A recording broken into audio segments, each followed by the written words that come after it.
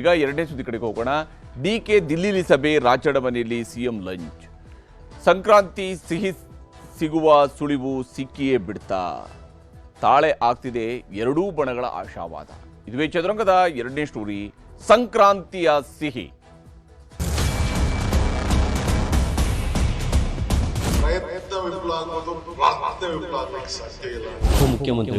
ಮುಖ್ಯಮಂತ್ರಿಗಳಾಗ ಒಂದು ಸಮಯ ಬರ್ತಾ ಇದೆ ಅನ್ನೋದು ನನ್ನ ಒಂದು ಭಾವನೆ.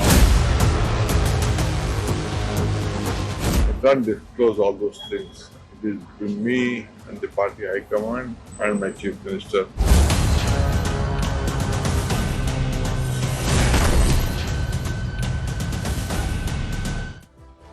ಡಿಕೆ ಶಿವಕುಮಾರ್ ಅವರ ಬಣದಲ್ಲಿರುವಂತಹ ಕೆಲವು ಶಾಸಕರು ಇತ್ತೀಚೆಗೆ ಶಾಸಕರಾಗಿರೋದಕ್ಕಿಂತ ಹೆಚ್ಚಾಗಿ ಭವಿಷ್ಯಕಾರರಾಗ್ತಾ ಇದ್ದಾರಾ ಅನ್ನುವಂಥ ಅನುಮಾನ ಬರುತ್ತೆ. ಇಕ್ಬಾಲ್ ಹುಸೇನ್ ಅವರು 6-9 ಅನ್ನುವಂತಹ ಡೇಟನ್ನು ಕೊಡ್ತಾ ಇದ್ರು. 6ಕ್ಕೂ ಆಗಲಿಲ್ಲ, 9ಕ್ಕೂ ಆಗಲಿಲ್ಲ. ಇನ್ನೊಬ್ಬರು ಶಾಸಕರು ನಾನು ಹೊಸ ವರ್ಷದವರೆಗೆ ಮಾತನಾಡಲ್ಲ ಅಂತ ಹೇಳಿದರು. ಹೊಸ ವರ್ಷ ಬಂದಾಗ ಹೇಳಿದರು ನಾನು ಸಂಕ್ರಾಂತಿ ನಂತರನೇ ಮಾತಾಡ್ತೀನಿ, ಸಂಕ್ರಾಂತಿಗೇ ಹೇಳುವಂಥದ್ದಿದೆ ಸಿಹಿ ಸುದ್ದಿ ಅಂತ ಹೇಳಿದರು. ಇವತ್ತು ಸಂಕ್ರಾಂತಿ ಕಳೆದ ಮಾರನೇ ದಿವಸ ಮತ್ತೆ ಹೇಳ್ತಿದ್ದಾರೆ, ನೋಡಿ ನಾನು ಹೇಳ್ದಂಗೆ ಸಂಕ್ರಾಂತಿ ನಂತರ ಈಗ ಸಿಹಿ ಸುದ್ದಿ ಬರುವಂಥ ಲಕ್ಷಣ ಬರ್ತಾ ಇದೆ ಅಂತೇಳಿ. ಯಾವಾಗ ಈ ಭವಿಷ್ಯಕಾರರ ಕೆಲಸವನ್ನು ಎಷ್ಟು ದಿವಸ ಈ ಶಾಸಕರುಗಳು ಮಾಡ್ತಾ ಹೋಗ್ತಾರೆ ಮತ್ತು ನಿಜಕ್ಕೂ ಕೂಡ ಈ ಭವಿಷ್ಯಕಾರರು ಹೇಳುವಂಥ ರೀತಿಯಲ್ಲಿ ಕಾಂಗ್ರೆಸ್ನಲ್ಲಿ ಬೆಳವಣಿಗೆಗಳು ನಡೀತಾ ಇದ್ದಾವ ಇಲ್ವಾ, ಇದಕ್ಕೆ ಉತ್ತರವನ್ನು ಕೊಡಬೇಕಾದಂಥವರು ಮೌನವಾಗಿದ್ದಾರೆ. ಆದರೆ ರಾಜಕೀಯದ ಚರ್ಚೆ ಮಾತ್ರ ಬಹಳ ಜೋರಾಗಿ ಸಾಗ್ತಾ ಇದೆ. ಅಸ್ಸಾಂ ಚುನಾವಣೆಯ ಕೆಲಸಕ್ಕಾಗಿ ಶಿವಕುಮಾರ್ ಅವರು ದೆಹಲಿಗೆ ಹೋಗಿದ್ದಾರೆ. ಇದು ಅಧಿಕೃತವಾಗಿರುವಂಥದ್ದೇನು, ಅವರು ಹೋಗಿರುವಂಥದ್ದು ಅಸ್ಸಾಂ ಚುನಾವಣೆಗೆ ಉಸ್ತುವಾರಿಯಾಗಿರುವುದಾಗಿ ಆ ಉಸ್ತುವಾರಿಗಳ ಸಭೆಗೆ ಹೋಗಿದ್ದಾರೆ. ಇದೇ ಸಂದರ್ಭದಲ್ಲಿ ರಾಹುಲ್ ಗಾಂಧಿಯವರನ್ನು ಕೂಡ ಭೇಟಿಯಾಗಿದ್ದಾರೆ. ಈ ಕಾರಣಕ್ಕಾಗಿ ಕುತೂಹಲ ಗರಿಗೆದರಿದೆ. ರಾಹುಲ್ ಗಾಂಧಿಯವರನ್ನು ಭೇಟಿಯಾದಾಗ ಸಹಜವಾಗಿಯೇ ಕರ್ನಾಟಕದ ವಿಚಾರಗಳನ್ನು ಪ್ರಸ್ತಾಪಿಸುವಂತಹ ಪ್ರಯತ್ನವನ್ನು ಶಿವಕುಮಾರ್ ಅವರು ಮಾಡಬಹುದು. ಯಾಕಂದರೆ ಶಿವಕುಮಾರ್ ಅವರದ್ದು ಏನೇ ಇದ್ರೂ ಕೂಡ ನೇರವಾಗಿ ಹೇಳುವಂತಹ ಸ್ವಭಾವ ಇದೆ, ಆ ಗುಣ ಇದ್ದೇ ಇದೆ ಅವರಿಗೆ. ಸಂಕ್ರಾಂತಿಯ ಸಿಹಿ ಸಿಕ್ಕೇ ಬಿಡುತ್ತೆ ಅಂತ ಹೇಳಿ ಅವರ ಆಪ್ತರು ಕೂಡ ನಿರೀಕ್ಷೆಯನ್ನು ಇಟ್ಕೊಂಡಿದ್ದಾರೆ. ನೇರವಾಗಿ ಅವರು ಕೇಳಬಹುದು ರಾಹುಲ್ ಗಾಂಧಿಯವರನ್ನ, ಯಾವಾಗ ನನ್ನ ಟರ್ನು ಅನ್ನುವಂಥದ್ರ ಬಗ್ಗೆ ಅವರು ಪ್ರಸ್ತಾಪ ಮಾಡ್ತಾರಾ ಅನ್ನೋಂಥರ ಬಗ್ಗೆ ಅನುಮಾನ ಇದೆ. ಆದರೆ ದೆಹಲಿಗೆ ಹೋಗಿರ್ತಕ್ಕಂತಹ ಶಿವಕುಮಾರ್ ಅವರ ಸುತ್ತಲೂ ಅನೇಕ ಅನುಮಾನಗಳಿದೆ, ನಿಗೂಢವಾಗಿದೆ, ಸಸ್ಪೆನ್ಸ್ ಆಗಿದೆ. ನಿಜಕ್ಕೂ ಏನು ನಡೀತಿದೆ ಇಲ್ಲಿ ಅನ್ನುವಂತಹ ಪ್ರಶ್ನೆಗಳಿದ್ದೇ ಇದ್ದಾವೆ. ಮೈಸೂರು ಏರ್ಪೋರ್ಟಲ್ಲಿ ರಾಹುಲ್ ಗಾಂಧಿ ಜೊತೆಗೆ ಮಾತುಕತೆಯ ಬೆನ್ನಲ್ಲೇ ಡಿಕೆ ಶಿವಕುಮಾರ್ ಅವರು ದೆಹಲಿ ಪ್ರವಾಸವನ್ನು ಮಾಡಿದ್ದಾರೆ. 13ನೇ ತಾರೀಕಿಗೆ ರಾಹುಲ್ ಗಾಂಧಿ ಅವರನ್ನ ಭೇಟಿಯಾಗೋದಕ್ಕಿಂತ ಮುಂಚಿತವಾಗಿಯೇ 16ನೇ ತಾರೀಕಿಗೆ ಅವರು ದೆಹಲಿಗೆ ಹೋಗುವಂಥದ್ದು ಫಿಕ್ಸ್ ಆಗಿದ್ದಿತ್ತು. ಅದರಲ್ಲಿ ಯಾವುದೇ ಅನುಮಾನಗಳಿಲ್ಲ. ಅಸ್ಸಾಂ ಚುನಾವಣೆಯ ವೀಕ್ಷಕರಾಗಿರುವ ಕಾರಣಕ್ಕಾಗಿ ಚುನಾವಣಾ ಸಿದ್ಧತೆಗಾಗಿ ದೆಹಲಿಗೆ ಶಿವಕುಮಾರ್ ಅವರು ಹೋಗಿದ್ದಾರೆ. ಯಾಕಂದರೆ ಅಸ್ಸಾಂನಲ್ಲಿ ಚುನಾವಣೆಯನ್ನು ಬಹಳ ಗಂಭೀರವಾಗಿ ಕಾಂಗ್ರೆಸ್ ಪಕ್ಷ ಈ ಬಾರಿ ತೆಗೆದುಕೊಂಡಿದೆ.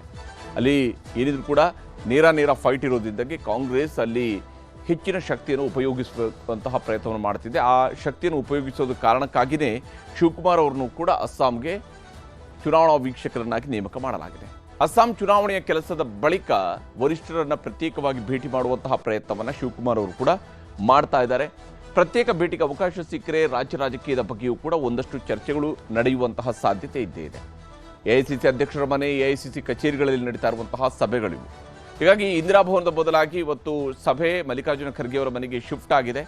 ಅಲ್ಲಿ ಸಭೆ ನಡೀತಾ ಇದೆ. ಮಲ್ಲಿಕಾರ್ಜುನ ಖರ್ಗೆ ಅವರ ನಿವಾಸದಲ್ಲಿ ಸಭೆ ನಡೀತಾ ಇದೆ. ರಾಹುಲ್ ಗಾಂಧಿ, ಕೆಸಿ ವೇಣುಗೋಪಾಲ್, ಮಲ್ಲಿಕಾರ್ಜುನ ಖರ್ಗೆ, ಡಿಕೆ ಶಿವಕುಮಾರ್ ಇವರೆಲ್ಲರೂ ಕೂಡ ಈ ಸಭೆಯಲ್ಲಿ ಭಾಗಿಗಳಾಗಿದ್ದಾರೆ. ರಾಹುಲ್ ಗಾಂಧಿ ಜೊತೆಗೆ ಪ್ರತ್ಯೇಕ ಮಾತುಕತೆಗೆ ಡಿಕೆ ಶಿವಕುಮಾರ್ ಅವರು ಪ್ರಯತ್ನವನ್ನು ಮಾಡ್ತಾ ಇದ್ದಾರೆ. ಅವರಿಗೆ ತನ್ನ ಅಹವಾಲುಗಳನ್ನು ಹೇಳಿಕೊಳ್ಳುವಂತಹ ಬಯಕೆ ಇದ್ದೇ ಇದೆ. ರಾಹುಲ್ ಗಾಂಧಿಯವರ ಗಮನಕ್ಕೆ ತರುವಂತಹ ಪ್ರಯತ್ನವನ್ನು ಮಾಡ್ತಾರೆ. ಆದರೆ ದೆಹಲಿಗೆ ತಲುಪಿದ ಸಂದರ್ಭದಲ್ಲಿ ಶಿವಕುಮಾರ್ ಅವರು ಮಾತನಾಡ್ತಾ ಯಾವುದೇ ಗುಟ್ಟನ್ನು ಬಿಟ್ಟುಕೊಡುವಂತಹ ಪ್ರಯತ್ನವನ್ನು ಮಾಡಲಿಲ್ಲ. ಬದಲಿಗೆ ಇದೇ ಕೂಡ ಪಕ್ಷ ನಮ್ಮದು, ನಮ್ಮ ನಾಯಕರು, ನಮ್ಮ ಮುಖ್ಯಮಂತ್ರಿ ಅನ್ನುವಂತಹ ಮಾತುಗಳ ಮೂಲಕವಾಗಿಯೇ ತೇಲಿಸಿದ್ದಾರೆ. How can I disclose any plan? Always politics will be discussed and it is not in a public affair. Anything is there, our in charge general secretaries will be there. They will tell what is their plan. Sir, recently you met Rahul Gandhi. Was there any discussion regarding the CM post? I can't disclose all those things. It is not a public issue to be discussed. It is between me and the party high command and my chief minister. Sir, will you meeting the Congress high command in this visit? Let us see. I have come here only to meet my party leaders.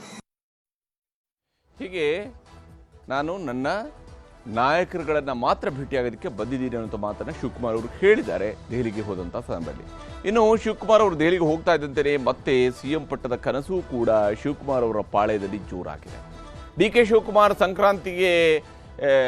Shivakumar ಅವರಿಗೆ ಸಂಕ್ರಾಂತಿಗೆ ಸಿಹಿ ಸಿಕ್ಕೇ ಸಿಗುತ್ತೆ ಅಂಥೇಳಿ ಅವರ ಆಪ್ತ ಶಾಸಕರುಗಳು ಹೇಳ್ತಾ ಇದ್ದಾರೆ. ಅವ್ರಿಗೆ ಸಂಕ್ರಾಂತಿಯ ವೇಳೆಗೆ ಸಿಹಿ ಸುದ್ದಿ ಸಿಗುತ್ತೆ ಅಂತ ಹೇಳಿ ಉಪಮುಖ್ಯಮಂತ್ರಿಗಳು ಮುಖ್ಯಮಂತ್ರಿ ಆಗುವಂತಹ ಭಾವನೆ ಬರ್ತಾ ಇದೆ. ಇದು ಇನ್ನೋರ್ವ ಭವಿಷ್ಯಕಾರ ಶಾಸಕರು ಹೇಳ್ತಾ ಇರುವಂತಹ ಮಾತು.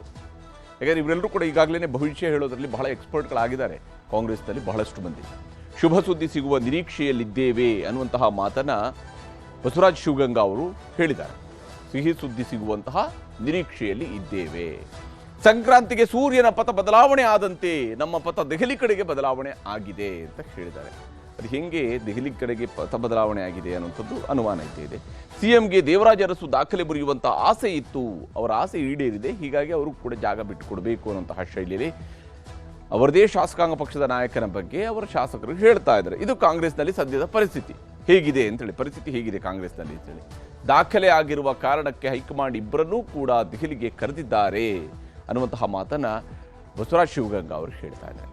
ಸಂಕ್ರಾಂತಿಗೆ ಮಾತನಾಡ್ತೀನಿ ಅಂತ ಹೇಳಿದ್ದೇ ಸಿಹಿ ಸುದ್ದಿ ಸಿಗುವ ನಿರೀಕ್ಷೆಯಲ್ಲಿದ್ದೇವೆ. ಇದಿಷ್ಟನ್ನು ಹೇಳೋದಕ್ಕೆ ಬೇಕಾಗಿ ಇವರು ಸಂಕ್ರಾಂತಿ ತನಕ ಯಾಕೆ ಕಾಯಬೇಕಾಗಿತ್ತು ಅನ್ನೋಂಥ ಪ್ರಶ್ನೆ, ಕುತೂಹಲ ಎಲ್ಲವೂ ಕೂಡ ಇದ್ದೇ ಇರುವಂಥದ್ದು. ಸಿಎಂ ಬದಲಾವಣೆ ಮಾಡಬಹುದು ಅನ್ನುವಂಥ ಆಶಾವಾದವನ್ನು ಈ ಕ್ಷಣದಲ್ಲೂ ಕೂಡ ಬಸವರಾಜ ಶಿವಗಂಗಾ ಅವರು ಇಟ್ಕೊಂಡಿದ್ದಾರೆ.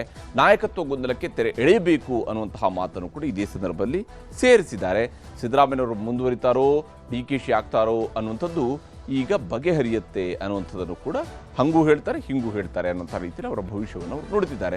ಶಿವಗಂಗಾ ಅವರ ಮಾತನ್ನು ನಿಮ್ಗೆ ತೋರಿಸ್ತೀನಿ. ಆದರೆ ಈ ಬಾರಿ ಮಾನ್ಯ ರಾಹುಲ್ ಗಾಂಧಿಯವರು ಮೊನ್ನೆ ಮೈಸೂರಿಗೆ ಬಂದಾಗ ಮುಖ್ಯಮಂತ್ರಿಗಳು ಹಾಗೂ ಉಪಮುಖ್ಯಮಂತ್ರಿಗಳು ಇಬ್ಬರಿಗೂ ದೆಹಲಿಗೆ ಬರೋಕ್ಕೆ ಹೇಳಿದ್ದಾರೆ. ಆದ ಕಾರಣ ಇವತ್ತಿಬ್ಬರು ಒಂದೇ ವಿಮಾನದಲ್ಲಿ ದೆಹಲಿ ಪ್ರಯಾಣ ಮಾಡಿದ್ದಾರೆ. ಎಲ್ಲೋ ಒಂದು ಕಡೆ ನಮ್ಮ ಉಪಮುಖ್ಯಮಂತ್ರಿಗಳು ಮುಖ್ಯಮಂತ್ರಿಗಳಾಗ ಒಂದು ಸಮಯ ಬರ್ತಾ ಇದೆ ಅನ್ನೋದು ನನ್ನ ಒಂದು ಭಾವನೆ.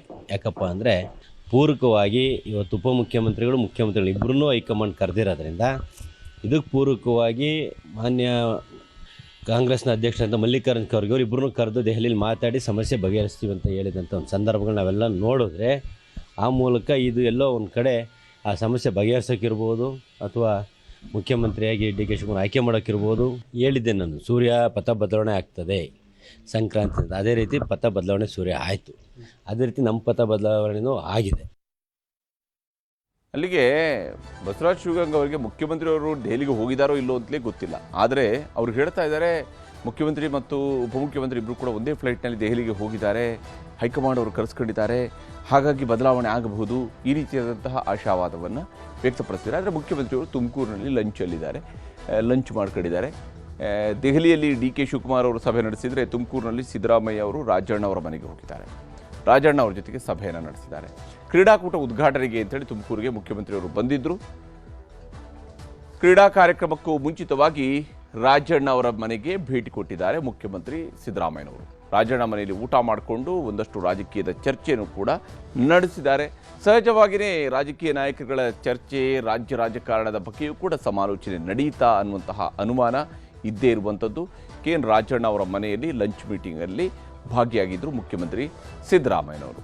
ಹೀಗೆ ರಾಜ್ಯ ರಾಜಕೀಯದಲ್ಲಿ ನಿಜಕ್ಕೂ ಏನಾಗ್ತಾ ಇದೆ ಅನ್ನೋದರ ಬಗ್ಗೆ ಯಾವುದೇ ಸ್ಪಷ್ಟತೆಯನ್ನು ಕಾಂಗ್ರೆಸ್ನ ಯಾವುದೇ ನಾಯಕರುಗಳು ಕೂಡ ಕೊಡ್ತಾ ಇಲ್ಲ. ಆದರೆ ಎಲ್ಲರೂ ಕೂಡ ಒಂದು ನಿರೀಕ್ಷೆಯನ್ನು ಇಟ್ಕೊಂಡಿದ್ದಾರೆ, ಮುಖ್ಯಮಂತ್ರಿ ಬದಲಾವಣೆ ಆಗಬಹುದು ಅಥವಾ ಸಂಪುಟಕ್ಕೆ ಪುನರ್ರಚನೆ ಆಗಬಹುದು. ಇವೆರಡರಲ್ಲಿ ಯಾವುದು ಇತ್ಯರ್ಥ ಆಗುತ್ತೋ ಆದಷ್ಟು ಬೇಗ ಅದನ್ನು ಕಾಂಗ್ರೆಸ್ ಹೈಕಮಾಂಡ್ ಅವರು ಮಾಡ್ತಾರಾ ಅನ್ನುವಂಥದ್ದೇ ಪ್ರಶ್ನೆ ಇರುತ್ತದೆ. ಯಾಕಂದರೆ ಇದರ ನೇರವಾದಂತಹ ಪರಿಣಾಮ, ಈ ಗೊಂದಲಗಳ ನೇರ ಪರಿಣಾಮ ಆಗುವಂಥದ್ದು ಕರ್ನಾಟಕದ ಆಡಳಿತದ ಮೇಲೆ, ಅಭಿವೃದ್ಧಿ ಕೆಲಸಗಳ ಮೇಲೆ ಅನ್ನುವಂಥದ್ದನ್ನು ಕೂಡ ಕಾಂಗ್ರೆಸ್, ಯಾಕಂದರೆ ರಾಜ್ಯದ ಜನ ಕಾಂಗ್ರೆಸ್ಗೆ ಬಹುಮತವನ್ನು ಕೊಟ್ಟಿದ್ದಾರೆ. ಆ ಬಹುಮತವನ್ನು ಸರಿಯಾಗಿ ನಿಭಾಯಿಸಬೇಕಾದ ಜವಾಬ್ದಾರಿಯೂ ಕೂಡ ಅವರದ್ದೇ ಆಗಿರುವಂಥದ್ದು.